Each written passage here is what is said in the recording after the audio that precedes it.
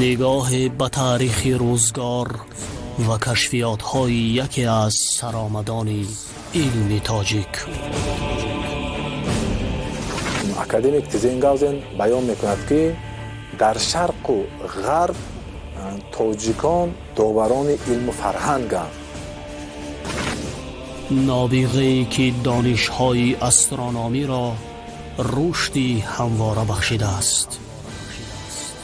در تاریخ علم جهانی معین کرد که ستاره‌های ثابت هستند و ستاره‌های حرکت کننده. یکی از تحقیقگران اولین در چین کردن مریدیان زمین. در روزی مریدیان را حساب نمودند که به 40800 کیلومتر برابر بود. نظریه پرویکسیاهای استریوگرافیکی و اثبات کره شکلی زمین. برای معین کردن گرفت آفتاب و ماه این استفاده کرده بود.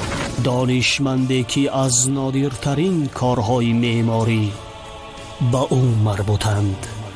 اون دانشجویی که علامه فرغانی داشتن با اون کس میسر شد که همین میلیمتر برقرار کرده شود. این همه در مستند نابغه ها از تلویزیون سینما. سال 1492 سیاحی مشهور اروپایی کریستوفر کولومب پس از تحقیقات چندین سالش قطعه امریکا را کشف می نماید. کسب اصلی او کارتوگراف یعنی خریطه شناس بود. او در سیاحت بحری و اقیانوسیش اثرهای نابغه بزرگ احمد الفرغانی را خوانده از خود می کند و در روزنامه‌هایش در این باره چنین یادرس می شود: با درستی یک درجگی مریدیان زمین طبق حسابات الفرغانی پورا باوری حاصل نمودم. درود دوستان عزتمند، امروز ما درباره چهره نقل میکنیم که یکی از تاثیرگذارترین عالمان تاجیک در رشد علم‌های طبیعت شناسی دقیق و ریاضی محسوب می‌یابد. طی 700 سال اثرهایش در ساحه استرونومیا اساس انسیکلوپدیاها و کتاب‌های درسی اروپایی را تشکیل دادند. سهم این فرزند تاجیک در حساب وقت، ترتیب دادن جدول و تقویم‌ها، سالشماری‌ها، اختراع ساعت، مشاهده دقیق گردش ستاره‌ها خیلی مهم و محوری بوده. با گذشت زیاده از 1000 سال هنوزم عقیده‌های بیکرش اهمیت خود را گم نکردند. با نامش کل جهانیان آشنایی دارند و از نتیجه تحقیقات و جستجوهای علمیش عالمان و دانشمندان زیاد بهره ور گشته.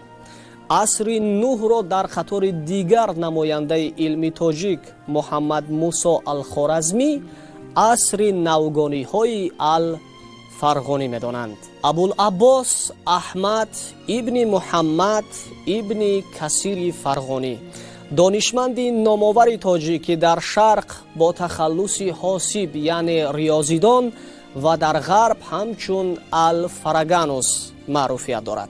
امروز در مستند نابغه ها ما از او و کشفیات های ناگزیرش در جهان علم میگوییم.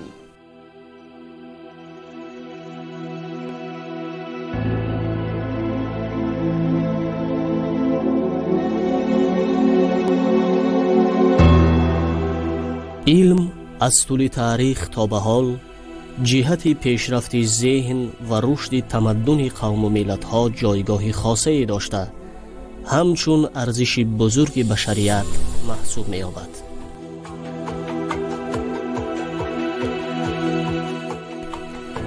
نیاگان ما از گذشته‌های دور به آموزش علم و دانش توجه زیادی داشته، توسط غایه‌های بیداری بزرگمردانش چندین نوع‌های علم کشف و رشد همواره یافتند که تا امروز به پیشرفت زندگی انسان‌ها مساعدت می‌کنند.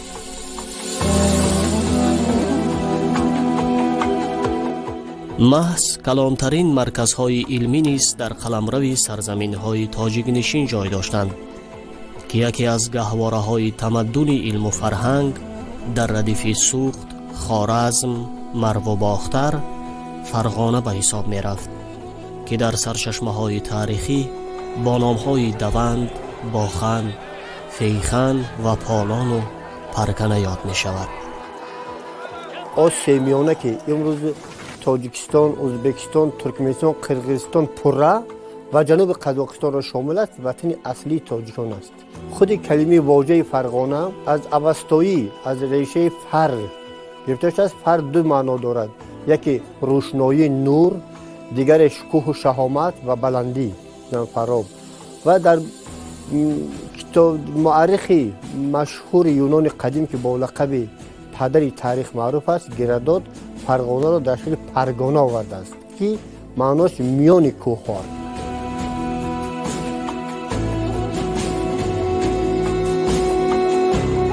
یکی از مناطق بسیار مهمی آسیای میانه به حساب می رفت و به مثل دیگر شهرها در اینجا هم شهرداری خیلی رشد کرده بود و شهر از یک چند قسمت ها عبارت می یافت.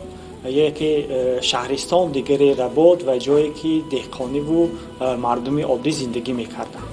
و پایتخت ولایت فرغانه شهر اقسیکت بود که در ساحل دریای سیر جایگیر بود و این شهر یکی از شهرهای رشد کرده زمان خود به حساب می رفت. اهالی فرغانه را مورخان و باستانشناسان به سه خلق متمدن تقسیم کردند. یکی سغدی ها، دوم سکویی ها و سوم پرکنی ها، یعنی فرغانگی ها می باشند. در عصرهای میانه خلقهای سکویی ها و سغدی ها با فرغانگی آمیخته شده یک عمومیت خلق فرغانگی را به میان آوردند. احمد فرغانی که در عصرهای 8-9 زندگی به سر برده باعث رشد چندین علوم دقیق جهان گشته است. طبق معلومات سرچشمه ها سال 797 در ولایت فرغانه تولد شده است. علمهای ابتدایی خیش را در همین جا فرا گرفته، از خردی در آموزش علمهای دقیق نبوغ خاص مادرزادیش ظاهر می شد. معلومات اول را در همین شهر گرفته است. در مدرسه های آن از علم ریاضی و نجوم سبق آموخته است و بعداً به شهر مرو می رود. فرزندی هارون الرشید مأمون یک مدت معین همراه پدرش به آسیای میانه می آید و در همونجا می ماند و حاکم مرو می گردد.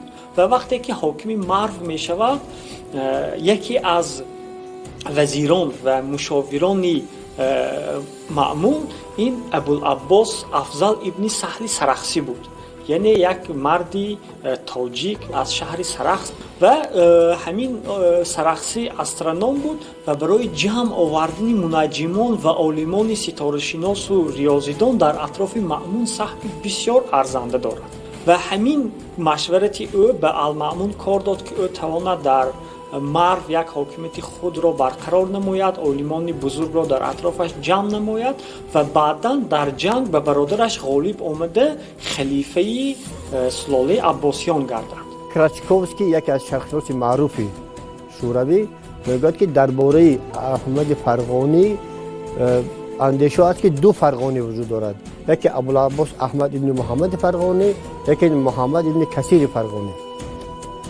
و محققان معین کردند که همون منجمی که در تاریخ تمدن سهم باسزا گذاشته است ابوالعباس احمد ابن محمد. اما ما نظر افکنیم از بس که ابوالعباس احمد ابن محمد فرغانی معلومات ابتدایی را از پدرش آموخته است، در سرچشمه‌ای که دیگر فرغانی با نام محمد ابن کثیر فرغانی است احتمال پدرش باشد. بغداد پایتخت خلافت عباسیان. بغداد از عصر نو سر کرده در طول چندین عصر یک مرکز بزرگ علمی در جهان بود. حاکمان خلافت درک کردند که برای پیشرفت دولت پیش از همه علم آموزی را باید تقویت بخشند. در اینجا حکمران خلیفه المأمون خانه حکمت، اکادمیای علمها را در شرق تأسیس داد که به خود عالمان زیادی را از کشورهای گوناگون جلب نمود. مأمون از مادر تاجیک زاده شده است، اگر چنده که در خلافت عرب بود. انا همین به چی گویم همین تاجیک پسر در همین خلافت اسلامی که حکمرانی را گرفت، یک امپرای بزرگ که از اروپای شرقی تا چین و هند و همه در اختیارش بود، تمام کتاب‌های دنیوی را جمع کرد و اینها را ترجمه کردن از همین زبان‌هایی که گفتیم، همه را به عربی. و بعد گفتن چیکار باید کرد؟ گفتن که یک بیت الحکمه میسازیم، یک اگر به منزله امروزه بگیریم یک اکادمی علم ها، و این بیت الحکمه را ساخت و در آنجا 4 میلیون نسخه کتاب گرد آورد. 4 میلیون فکر کنید.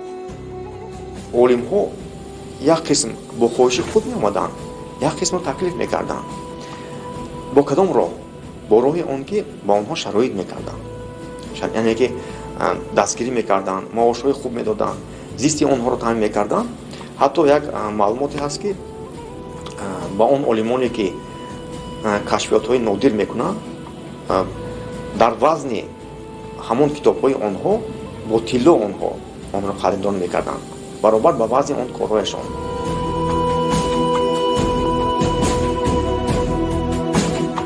در همین میان است که احمد فرغانی یکی از بزرگترین دانشمندان این دوره است. او هم به بیت الحکمه دعوت شد و کتاب‌هایی که او نوشت مخصوصا در علم استرونومیا بیشتر از 600-700 سال در تمام جهان شرق و غرب آموخته میشد. بزرگترین دانشمندان عالم همون وقت از همین کتاب تعلیم گرفتند و در اساس کتاب‌های احمد فرغانی علم نجوم، ستاره شناسی و ریاضیات، یعنی که بزرگترین علم‌ها که در صدر اینها احمد فرغانی در ابتدا در اونجا قرار داشت، یعنی که رواج رونق. عالمان خانه خرد در عصر نوح نه تنها ترجمان ها و ایضاح کنندگان بلکه مستقلانه فعالیت کنندگان بودند. در آن وقتها دقت مخصوص بسیارتر به علم های دقیق، ریاضی، ستاره شناسی، گئودزیا و گئوگرافیای متمتیکی داده می شد که عالمان همواره تلاش می کردند و برای کشفیات های ارزنده از جانب خلیفه قدر می گشتند. خود خلیفه مأمون هر هفته یک مرتبه تمام عالمان را در اطراف خود جمع نموده مجلس ها می آراست و بسیاری از همین درباریان بیشتر نمایندگان فارس و تاجیک بودند که از روی مورخ عصر 13 قزوینی بیان میکند که خلیفه مأمون برای هر یک ترجمان، آن ترجمانی که اثرهایی که از زبان هندی، یونانی و چینایی بودند که با علمهای گوناگون معلومات میدونند، آن به هر یکی آنها ترجمان 13,000 درم یعنی پول میداده است که تا که کتابخانه بزرگترین خزینه کتاب را بای نمایند. و با وجود اون در ادبیات قید شده است که این کارها نه تنها ترجمه بود بلکه از جهت کریتیکی نگاه میکردن. بار دیگر اون تجربه هایی که در اونجا شرح داده شده است آنها بار دیگر یعنی که عملی میکردن. طبقه بندی علوم که شروع شد، دانشمندان تحقیق کردند که بیشتر از 500 نوع علم کشف کرده شد. 500 نوع علم. این خیلی بدهنگ گفتن آسان است. در بیت الحکمه کتابخانه بای دارای دستنویس‌های قدیمترین و رصدخانه‌های ستاره شناسی جای داشت. اما نابغه بزرگ احمد فرغانی پیش از کشفیات و نوآوری‌هایش در علم همچون ترجمان، تاریخ نگار فعالیت برده، محض با راهبری او کتاب المگستی بطلمیوس اصلاح می‌یابد که در اساس آن مهمترین دستاوردهای علمی به عمل آمده است. محض همین ترجمه ها بودند که بعداً علم یونانی قدیم و علم هندی قدیم به اروپا انتقال یافت. یعنی اثرهای اوریجینالی همون علمان یونان قدیم اکثرا از بین رفته بودند و به اروپاییان امروزه تنها ترجمه عربی آنها دسترس گردید و این یکی از خدمت‌های بسیار بزرگی مترجمانی که در بیت الحکمت قرار داشت. Hikmatlar uyi qoshida ikkita rasadxona bo'ladi. он ҳангом дар ироқу шом ду расадхона вуҷуд доштааст. як расадхона дар бағдод дар кӯчаи алсалосия ва дуюмӣ дар димишқ дар баландии касвил будааст. дар ин ду расадхона корҳои назоратию омӯзишӣ бурда мешудааст. абурайҳони берунӣ қайд мекунад ки дар расадхонаи бағдод алхоразмӣ ва дар расадхонаи димишқ бошад алфарғонӣ роҳбарӣ мекарданд. онҳо назорат мебурданд. савол ба миён меояд: чиро? гап сари он аст ки астрономи қадими юнонӣ батламиус тамоми маълумоти астрономӣ дар замони худ доштаро гирд оварда китобе бо номи алмаҷестӣ ё алмагестӣ ё худ сохтори бузурги математикиро таълиф менамояд. маънои калимаи юнонии маҷестӣ бузург аст. арабҳо саҳван онро алмаҷестии бузург номиданд. аврупоиҳо бошанд онро алмагис гуфтанд ва ҳамин ном як нав доимӣ бетағйир боқӣ мемонад. дар асри нӯҳ вақте ин китоб ба забони арабӣ тарҷума мешавад, бо баъзе иштибоҳҳо роҳ дода шуда буд. сипас алмаъмун ба астрономҳо супориш медиҳад ки дар асоси илмӣ хатоиҳои китоби мазкурро ислоҳ намоянд. дар натиҷа китоби калони ислоҳотӣ ба миён меояд ки роҳбари илмии он маҳз алфарғонӣ будааст. бояд гуфт ки муҳаммад бобур низ дар асараш бобурнома ба ин асар баҳои хеле баланди илмӣ додааст. Boburnoma ana shu asarga juda yuqori baho berdi. аҳмади фарғонӣ дар таърихи илм яке аз таъсиргузортарин чеҳраҳо дар рушди донишҳои ситорашиносӣ шинохта мешавад, ки тамоми масъалаҳои калидиро таҳия карда, маълумоти астрономии пешинро ислоҳ намуда, илми мазкурро мукаммал менамояд ва китобҳои махсуси омӯзиширо ба таб мерасонад, ки муаррифии асосҳои илмро дастрас ва фаҳмо кунанд.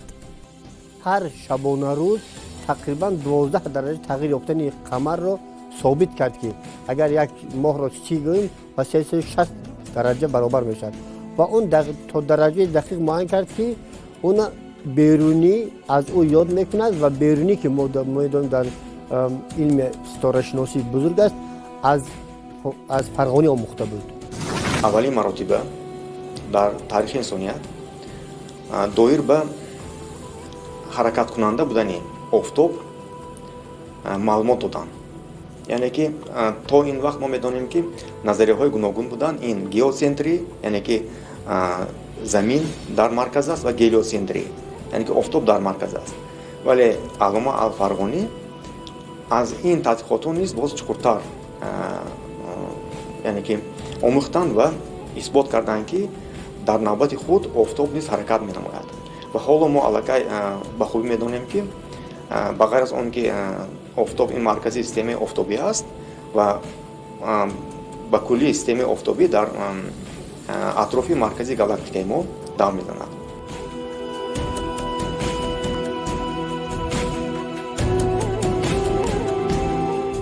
як далели бисёр ҷолиб он аст ки аҳмади фарғонӣ дар бораи шаб ё ин ки рӯзҳои қутбӣ андешаронӣ мекунад. яъне мегӯяд ки бояд минтақаҳое бошанд ки дар он ҷо муддати чандин моҳ рӯз бошад, яъне аз ҳисоби кунҷи моилӣ байни меҳвари замин ва эклиптика аз сабаби ҳамин майл бояд минтақаҳое бошанд ки дар он ҷо офтоб муддати зиёде ғуруб накунад ва баръакс дар муқобили ҳамин курра бояд минтақаҳое бошанд ки дар як муддатҳои муайян офтоб тулӯъ намекунад, яъне шаби давомдор ва рӯзи дароз мушоҳида карда мешавад ва ин чиз бисёр ҷолиб аст. аҳмади фарғонӣ 5 аср қабл аз мирзо улуғбек хати ҳаракати офтоб ва ситораҳо, инчунин куррашакл будани заминро исбот мекунад ва собит менамояд ки замин гирди тире ки ду қутбашро ба ҳам мепайванданд давр мезанад. дар ин бобат ӯ чунин навиштааст: олимон метавонанд доир ба ин масъала ҳар гуна назар дошта бошанд, аммо ҳақиқат яктост. яке аз чунин ғояҳои ҳақиқӣ куррашакл будани замину осмон аст.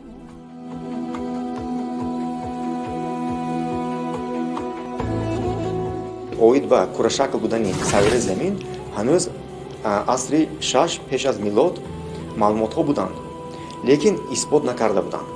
танҳо маълумот буд аз тавассути мушоҳидаҳо. Масалан, Арасту, файласуфи дар ҷаҳон машҳури Ирони қадим, ки дар асри 4 умр ба сар мебурд, оид ба курашакл будани кураи замин дар асоси он ки сояи кураи замин дар моҳ ҳангоми гирифта шудани моҳ, яъне ки доирашакл аст ва боз якчанд мушоҳидаҳо оид ба ин маълумот дода буд. Лекин аввалин маротиба исботи курашакл будани кураи замин аз ҷониби алома олими форс-тоҷик Ал-Фарғонӣ пешниҳод шудааст. Фарғонӣ мегӯяд ки агар замин курашакл намебуд, бояд офтоб ҳангоми тулӯ ва ҳангоми ғуруб андозаи кунҷиаш хурд мешуд. Чунки мо дар ҳаёт мебинем ки вақте як ҷисм аз дур наздик меояд, андозааш то рафт калон шудан мегирад бо наздик шудан. ва вақте ки аз мо дур мешавад, андозаи кунҷиаш ҳам хурд мешавад. вале Фарғонӣ мегӯяд ки вақти тулӯъ ҳам, вақти дар қиём будан ҳам, вақти дар ғуруб будан ҳам андозаи кунҷии офтоб, моҳ ва дигар сайёраҳо яксон аст. пас мегӯяд масофаи онҳо дигар намешавад, яъне онҳо аз рӯи доира тоб мехӯранд.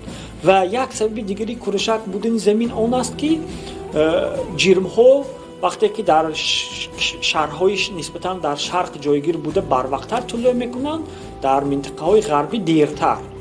яъне ҳамин ишора аст ба курашакл будани замин. ва Ал-Фарғонӣ дар бораи дида шудани баъзе ситораҳо аз як минтақа ва дида нашудани онҳо аз минтақаи дигар низ ибрози андеша намуда, мегӯяд ки онҳо аз ҳисоби курашакл будани замин танҳо аз як минтақа дида мешаванд. воқеан замин ва тамоми ҷирмҳои ҷилоноки осмонӣ гирди тире ҳаракат мекунанд ки як тарафаш дар оғози шимол ва тарафи дуюмаш дар охири ҷануб қарор дорад. Аҳмади Фарғонӣ якумин шуда доираи экваторро дар миёнаи замин ва баробарии шабу рӯзро илман асоснок ва исбот намудааст. инҷо байни меҳвари замин ва экватори осмонӣ 23-44 градус мебошад ва мувофиқи ченкуниҳои Ал-Фарғонӣ ин буд 23-27 градус. яъне ки 17 градус камтар, 17 градус камтар носаҳиҳӣ ҳамин хел гӯё ки ҳаст, аммо дар инҷо дигар гап аст. сухан дар он ки ин кунҷ тағйирёбанда аст. ин кунҷ аз 21 градус то 24 градус тағйир меёбад ва бинобар он дар ин самт ҳам низ Ал-Фарғонӣ натиҷаи ҷаҳонӣ доданд.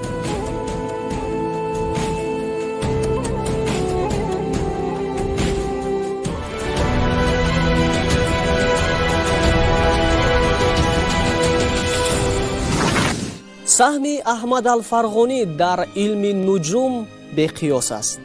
ӯ фосилаи байни ситораҳо, масофаи заминро то офтоб ва дигар сайёраҳо, инчунин ҳаҷми ҷирмҳои осмониро муайян намуда ҷадвал тартиб додааст. аз ин ҷадвал тамоми астрономҳо, инчунин аврупоиҳо, хусусан Николай Коперник ҳам истифода бурдааст. Ал-Фарғонӣ ки ҳаракати ҷирмҳои осмониро мукаммал аз худ намуда буд, ҳодисаи гирифтани моҳу офтобро низ бо асосҳои мӯътамади илмӣ шарҳу тавзеҳ додааст. инчунин дар хулосаҳои илмияш хамии мадори офтобро муайян карда, барои нахустин бор муваффақ мегардад доғҳои рӯи офтобро маълум бикунад.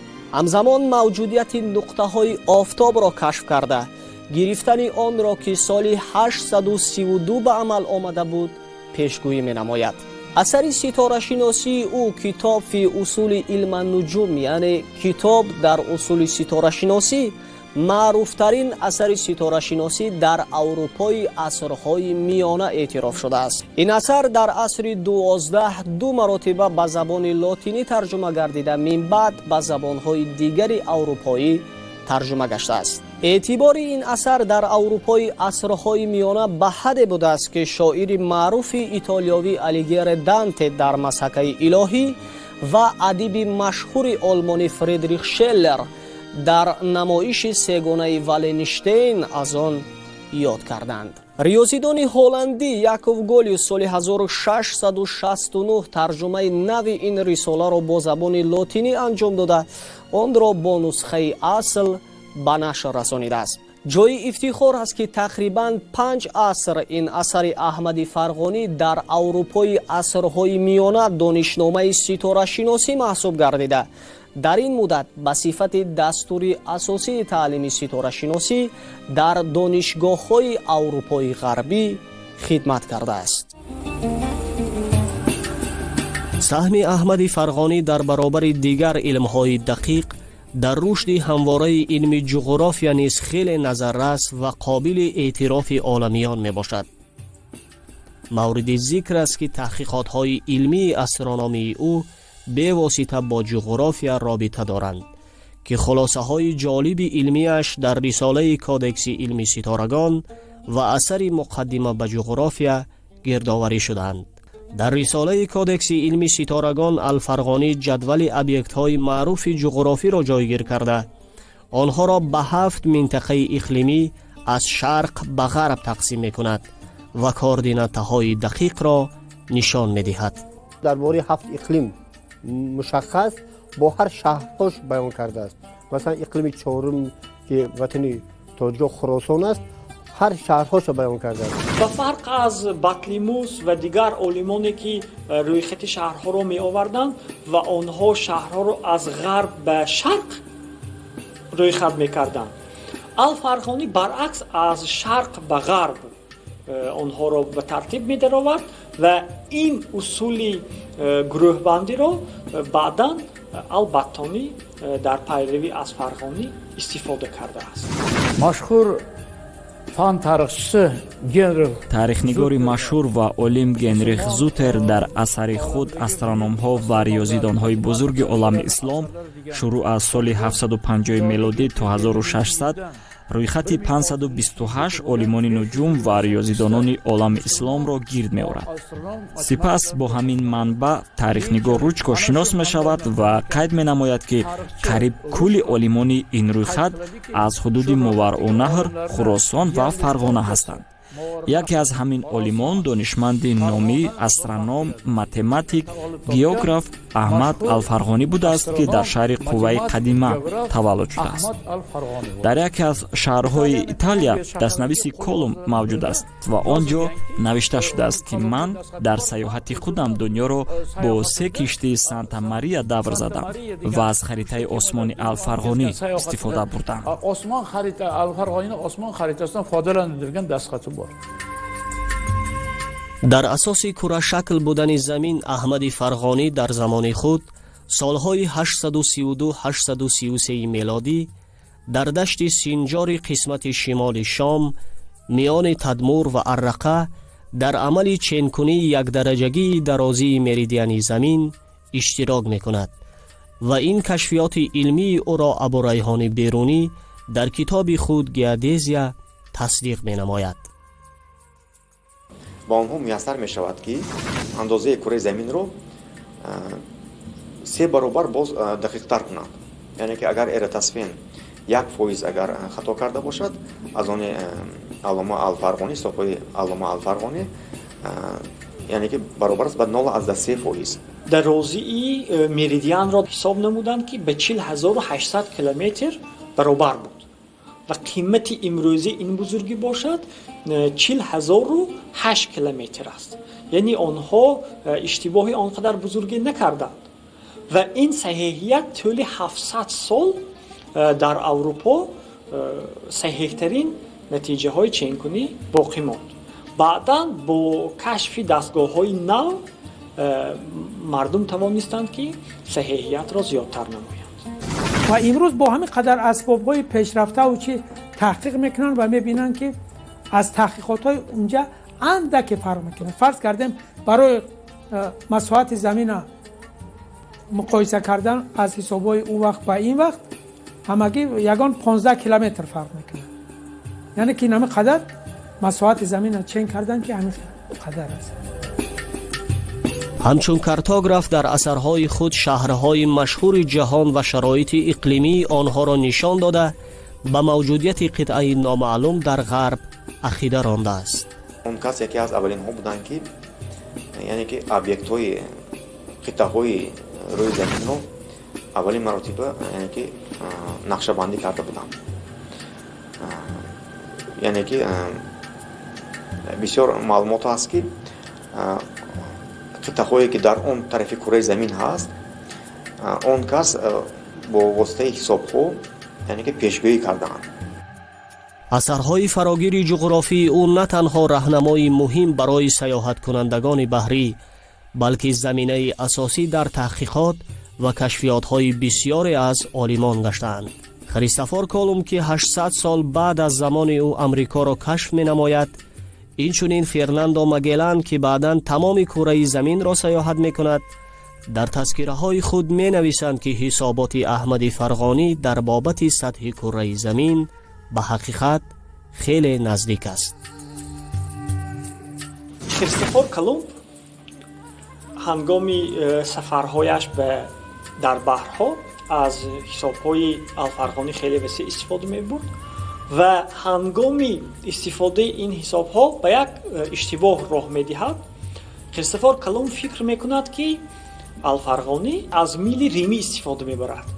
یک میل ریمی از 4856 فوت عبارت بود، ولی الفرغانی از میل عربی استفاده کرده است که از 7091 فوت عبارت است و همین نافهمی کریستوفر کولومب سبب خطا کردنش در سفر می‌گردد و به جای هندوستان به قطعه نو که بعداً امریکا نام گرفت سفر می‌کند و یعنی استفاده نادرستی معلومات الفرغانی سبب کشف قطعه امریکا می‌گردد.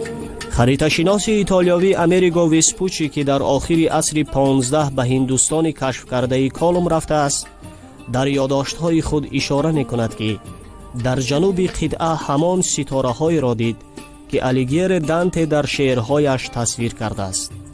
شاعر ایتالیایی باشد این تأثیر را از غایه‌های بلند علمی نابغه تاجیک احمد فرغانی گرفته است.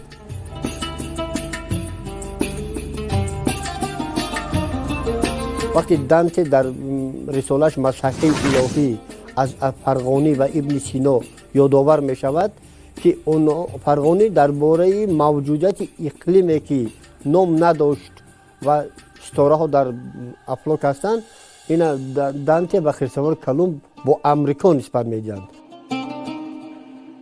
احمد فرغانی با دانش و بینش خویش در رشد علم ریاضی نیز حصه ارزنده گذاشته است. او همراه یکی از عالمان ورزیده عباس ابن جوهری در بیت الحکمه به تحقیق معادله های درجه 2 عددهای ساده، ریشه ها و غیره پرداخته معادله های درجه 2 و 3 را پیشنهاد می نمایند که تا امروز در متماتیک رایج می باشند.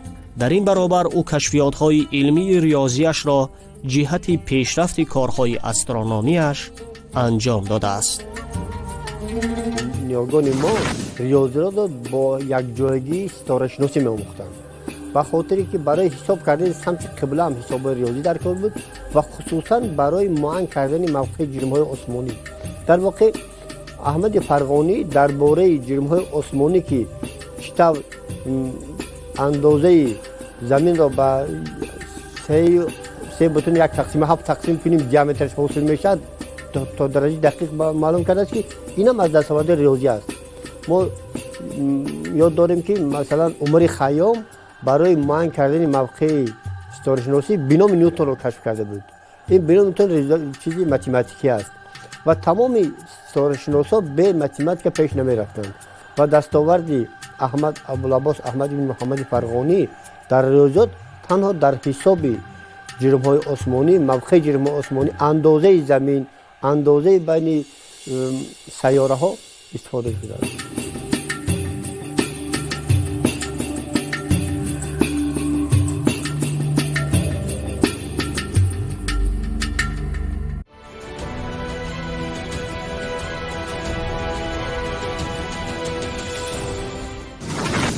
яке аз дастовардҳои назарраси илмии Аҳмад Алфарғонӣ пешниҳод ва исботи назарияи проексияҳои стереографикӣ мебошад, ки олими тоҷик назарияи мазкурро аз астрономия ҷудо намуда ба як қисми геометрия табдил додааст. Франсуа Шарре, олими олмонӣ, дар ин маврид қайд мекунад, ки Алфарғонӣ дар осори илмии худ на танҳо теоремаҳои фундаменталии проексияҳои стереографикиро бори аввал дар шакли математикӣ баён намудааст, балки он намоҳои осмониро бо ҷадвалҳои тригонометрӣ низ нишон додааст.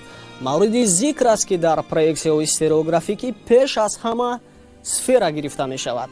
барои чӣ? мо медонем, ки замин курашакл аст ва он дар осмон дар шакли сфера қарор дорад. агар ба забони оддӣ инро фаҳмонем, тасаввур кунед, аз боло чароғеро дар мегиронем ва дар зери он курраи шаффофро мегузорем. дар зер, дар сатҳи ҳамворӣ чӣ гуна акс пайдо мешавад? ана ҳаминро проексияҳои стереографикӣ меноманд. Алфарғонӣ ана ҳамин проексияҳои стереографикиро бо забони оддӣ фаҳмонида хусусиятҳои илмии онҳоро исбот намудааст. масалан, дар замони кунунӣ ҳама хуб медонем, ки харитаҳо вуҷуд доранд ва тавассути онҳо мо мавқеи ҷойгиршавии ин ё он шаҳру кишварҳоро маълум мекунем. ана ҳамин харитаҳо акси кураи замин дар сатҳи ҳамворӣ ба ҳисоб мераванд, ки ин айнан дар асоси проексияҳои стереографикӣ ҳосил карда мешавад, ки воқеан дастоварди назарраси илмии фарзанди тоҷик ба ҳисоб меравад. аҳмади Фарғонӣ дар таърихи илм ба унвони яке аз муҳандисони тавоно низ шинохта мешавад, ки ин комёбӣ ба ӯ дар синни пирӣ ҳангоми даъват шуданаш ба шаҳри Қоҳираи Миср муяссар мешавад. бо фармони Алмутаваккил халифаи Аббосиҳо ҷиҳати бунёди иншооте, ки мебоист сатҳи оби дарёи Нилро чен кунад, дар наздикии Қоҳираи Миср ба шаҳри Фустат меравад. ӯ қадқади дарёи Нил як қатор корҳои илмӣ пажӯҳишӣ мегузаронад. ҳамчун натиҷаи таҳқиқоташ ин олими бузург дастгоҳи миқёс, яъне нилометрро бунёд мекунад, ки он ҳаҷм ва суръати оби дарёи Нилро метавонист чен кунад. бо истифода аз нишондодҳои ҳамин нилометр, кишоварзӣ дар Миср бо самар ва оқилона рушд мекунад, ки он соҳаи асоси пешрафти хоҷагии деҳоти ин кишвар ба шумор мерафт.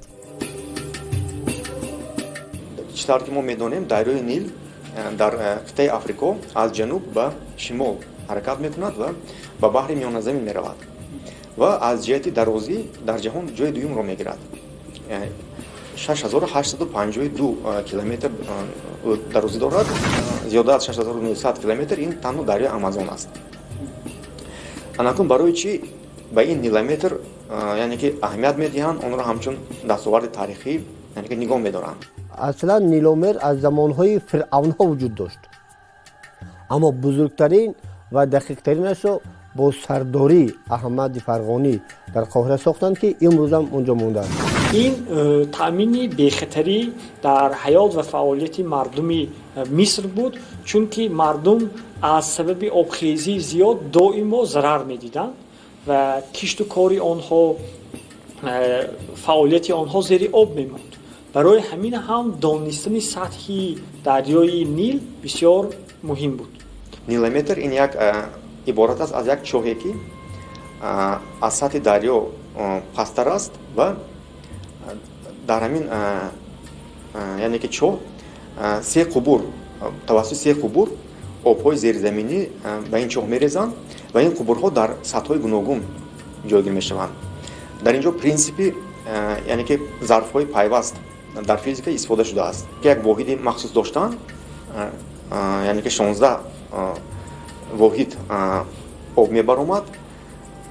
ин маънош он буд, ки яъне ки нишондиҳанда дар ҳамин маркази чоҳ як сутуне буд, ки он 8 кунҷа буд, яъне ки дар асоси октограмма мешуд ва дар ин сутун ченакҳо меистоданд ва бо пурра шудани ҳамин об ба кадом ченак он мувофиқ меояд, аз он хулоса мекарданд, ки се ҳолат, аз се ҳолат кадоме ба вуҷуд меояд. яъне ки агар он 16 воид бошад, пас оби Нил кам мешавад ва ҳосил ҳам кам мешавад.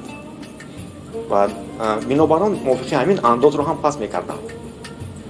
ва вақте ки он аз 16 боло мешавад, яъне ки ин сатҳи оптималӣ ҳосил хуб мешавад ва вақте ки он яъне ки ба 16 воид мебарояд, ин тақрибан 9 метр он пура мешавад. ин маънош ин ки об меравад ва бояд ки онҳо аз ҷои зисташон раванд, ки обхезӣ мешавад. агрегате ки Алфарғонӣ тарроҳӣ кардааст дар ҷазираи Родаи Нил ҷойгир буда, аз ҷиҳати меъморӣ ҷустуҷӯҳои хеле баланди илмиро дар бар мегирад. Нилометр чоҳи чоркунҷае буд, ки дар сатҳи оби Нил канда ва омода карда шуда буд ва тавассути 3 нав наҳрҳои пасту баланд бо дарьё қиёс карда мешуд. дар қисмати дохилии чоҳ сангҳо гузошта шуда, ба сатҳи поёнии он тавассути зинаҳои сангин фаромадан имконпазир будааст.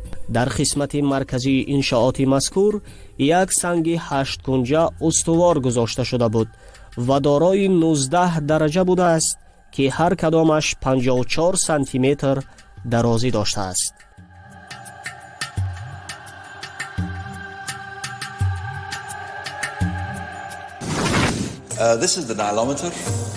ин нилометр аст. дастгоҳи мазкур бо роҳбари Алфарғонӣ дар соли 861 барои чен кардани сатҳи оби Нил сохта шудааст. ин ченакҳо барои мардуми Миср хеле муҳим буданд ва зиндагии сокинон истоҷои аз онҳо сахт вобастагӣ доштааст. агар шумо ба тавсифи таърихнигори қадимаи юнонӣ Ҳеродот бовар кунед, баъзан ҳангоми обхезиҳо Нил минтақаҳои зиёдеро зери об мегузоштааст, ки гузариш аз як соҳил ба соҳили дигар 2 рӯз тӯл мекашид. нилометр бошад ҳамин гуна мардумро аз ҳар гуна зуҳуроти табиӣ огаҳӣ медодааст, чӣ ҳангоми камшавию фаровонии ҳосил ва чӣ дар мавриди ботлоқшавӣ ва нобуд гардидани ҳосилот.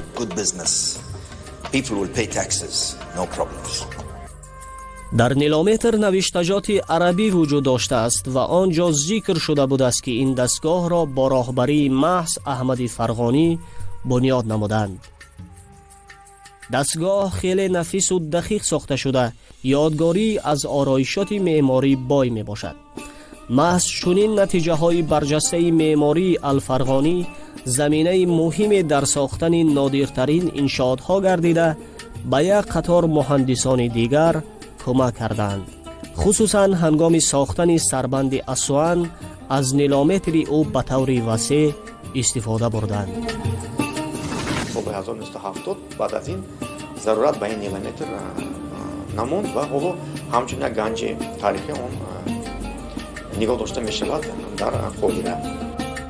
ихтироати мазкур то имрӯз аҳамияти худро гум накарда ба яке аз ҷозибаҳои пойтахт табдил ёфтааст ва ҳамарӯза сайёҳони зиёде аз он бо шавқ дидан мекунанд. ҳукумати Миср ба сифати миннатдорӣ аз Аҳмади Фарғонӣ бо эҳтироми баланд соли 2007 дар ҷазираи Родаи дарёи Нил муҷассамаи ӯро гузоштааст. мероси илмии Аҳмади Фарғонӣ дар давраи ренессанси Аврупо ва дар марҳилаҳои баъдинаи рушди фарҳанг нақши калоне бозидааст, ки имрӯз ба шарофати хидматҳои барҷастааш олимони зиёде ба ӯ эҳтироми хоса қоиланд. то имрӯз ба мо 8 асари Аҳмади Фарғонӣ маълум аст, ки ҳанӯз қисме аз онҳо дар асри 12 ба забони лотинӣ тарҷума шуданд. шурӯъ аз асри 13 бошад, ба дигар забонҳои аврупоӣ низ баргардонида шуданд.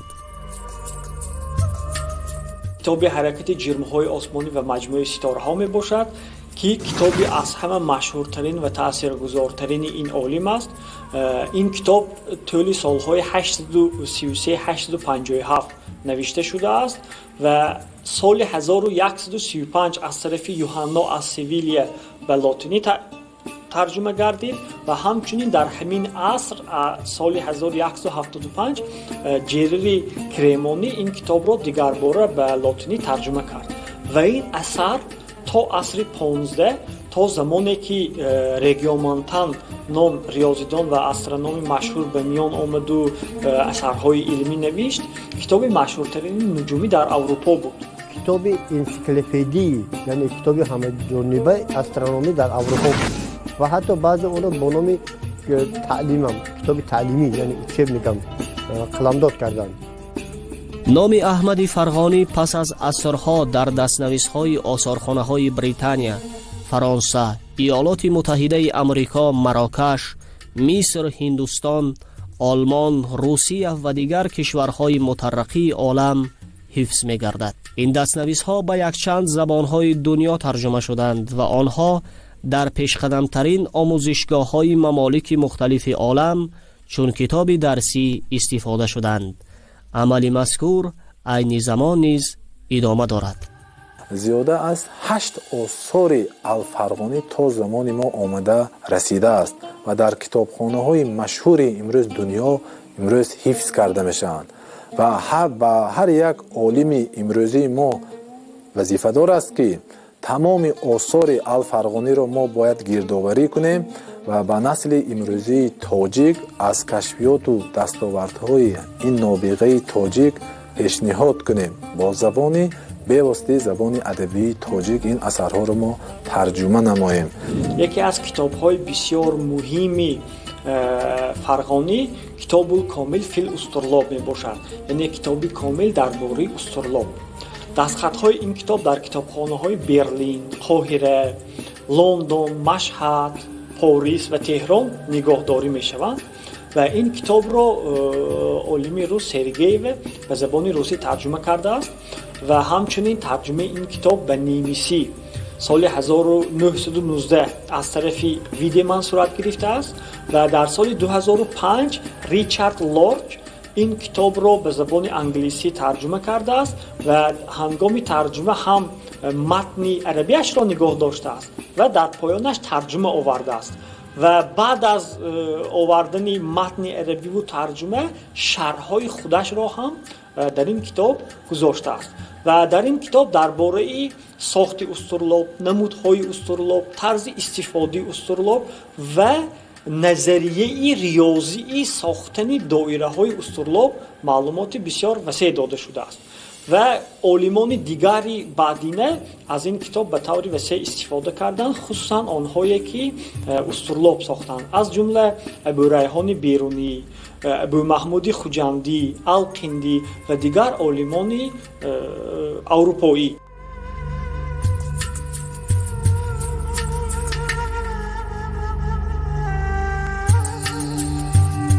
گروه محققانی که 5 دکبر سال 1997 در کشورهای شرق به سیاحت برآمدند، حیات و فعالیت احمد فرغانی را آموخته معین کردند که این علامت در شهر فوستت مصر سال 860 از دنیا درگذشته است و در آرامگاه امام شافعی به خاک سپرده شده است. خاکی که از آنجا آورده شده است در شهر قوه وادی فرغانه سال 1998 در قبر رمزی بنیاد شده الفرغانی گذاشته شده است. امروز مجسمه او در زادگاهش فرغانه کنونی جای دارد که در دست خریطه ستاره ها را گرفته است. اینجا زیارتگاهی هر کسی گشته است که به فرغانه می آید و یا دوستدار این عالمی بزرگ می باشد.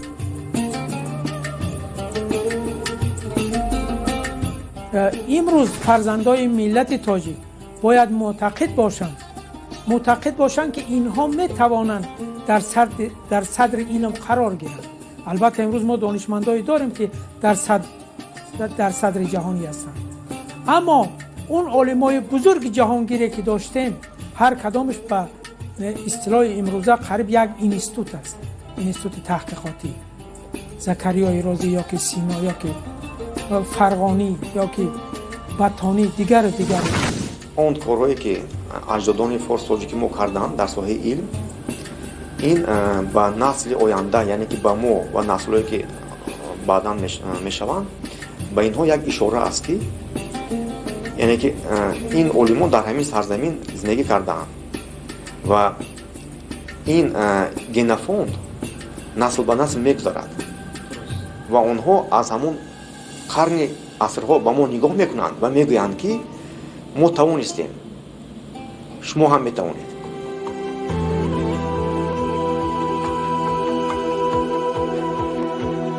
ҳоло омӯзиши фарроху густурдаи ҳаёту фаъолияти олими бузург Аҳмади Фарғонӣ яке аз масъалаҳои муҳими илмию фарҳангӣ ба шумор меравад. асарҳои зиёди ин нобиға дар бисёр китобхонаҳои олам муҳаққиқони худро мунтазиранд ва ана ҳамин пеш аз ҳама бар дӯши муҳаққиқони мо масъулияти гаронеро бор мекунад. айни замон ду асари Аҳмади Фарғонӣ омӯхта шудааст. асари якумаш асосҳои илми астрономия ва дигараш китоб оиди устурлоб аст. мутаассифона дигар китобҳои ӯ ба таври кофӣ пажӯҳиш нагардиданд ва имрӯз таҳқиқи онҳо ҳамвора идома дошта дар доираи эълон гардидани 20-солаи омӯзиши рушди илмҳои табиатшиносӣ, дақиқ ва риёзӣ дар соҳаи илму маориф олимону муҳаққиқони мо талош меварзанд китобҳои ӯро тарҷума намуда мероси илмияшро ҳарчи бештару хубтар муаррифӣ намоянд. хушбахтона соли 2019 як рисолаи Аҳмади Фарғониро пайдо намудам дар китобхонаи Ҳиндустон ки бо номи Зичи ал-Фарғонӣ ки бо забони арабӣ иншо шудааст. ин китоб соли 851 китобат гардидааст ва ман тасмим гирифтам ки ҳамин китобро аз забони арабӣ бо забони тоҷикӣ тарҷума намуда барои насли имрӯза ҳамин китобро пешкаш намоям ки инчунин дар бораи рӯзгор ва осори Ал-Фарғонӣ аз ҷониби мо олимони тоҷик корҳои хеле илмиро низ анҷом дода шавад.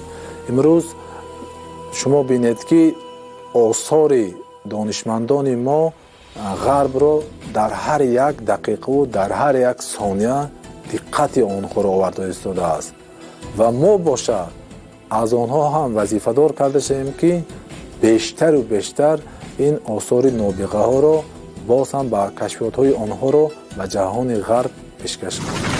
бояд дар доираи ҳамин 20 сола мо ба таҳқиқи гузаштагони худ шурӯъ намоем, онҳоро аз нав шиносем ва ба ҷомеа муаррифӣ намоем.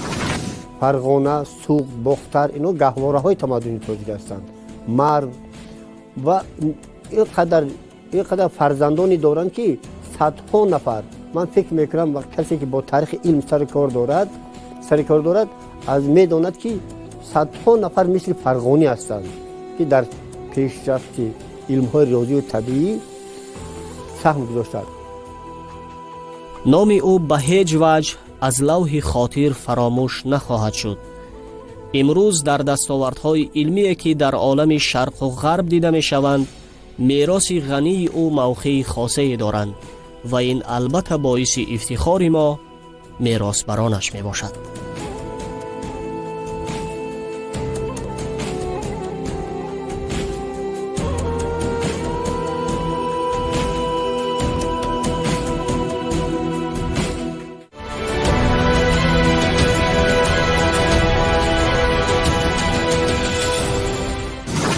аҳмад Ал-Фарғонӣ дар давоми умри худ наздики 100 кашфиёти арзанда дар шохаҳои алоҳидаи илм анҷом додааст.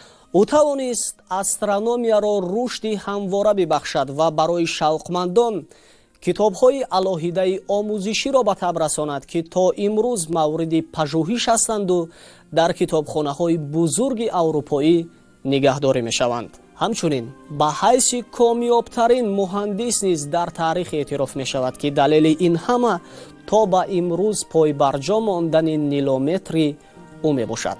мавриди зикри хос аст ки олимони аврупо асари маъруфи Ал-Магестиро ба шарофати осори Ал-Фарғонӣ шинохтанд ва онро ба забонҳои дигар тарҷума намуданд ва Христофор Колумб дар сайёҳати ҷаҳонияш асари Ал-Магестиро истифода бурдааст. ба пос ва қадршиносӣ аз дастовардҳои назарраси илмияш имрӯз дар самти пинҳонии моҳ яке аз даҳонаҳо ба ифтихори ӯ Ал-Фараганус номида шудааст. соли 1998 таҳти сарпарасти ЮНЕСКО дар ҷаҳон 1200 солагии ин нобиғаи тоҷик бо шукӯҳ таҷлил гардид ки ин боиси ифтихори мо меросбаронаш мебошад. ёдовар мешавем дӯстони иззатманд, дар саҳифаи имрӯзаи мустанади нобиғаҳо мо аз саҳми яке аз нобиғаҳои бузурги машриқзамин фарзанди тоҷик абулаббос аҳмад ибни муҳаммад ибни касири фарғонӣ гуфтем. дар пешбоз чандин нобиғаҳое ҳастанд ки боварӣ дорем огаҳӣ аз рӯзгор ва кашфиётҳои назарраси илмияшон бароятон шавқовар хоҳад буд. далер ҳасанзода будам бо ҷамъи ҳамкоронам дар мустанади нобиғаҳо. то дуруди дигар хайр.